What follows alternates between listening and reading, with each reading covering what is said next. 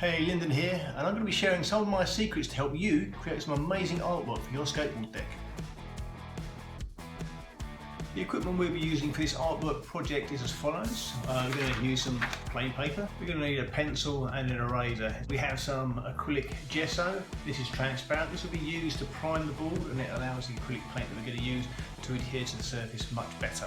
To apply the gesso, I have a 2-inch brush and also a foam paint pad.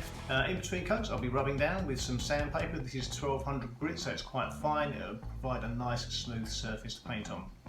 Also going to be using acrylic paints and some brushes. The final piece, which will be the clear coat varnish.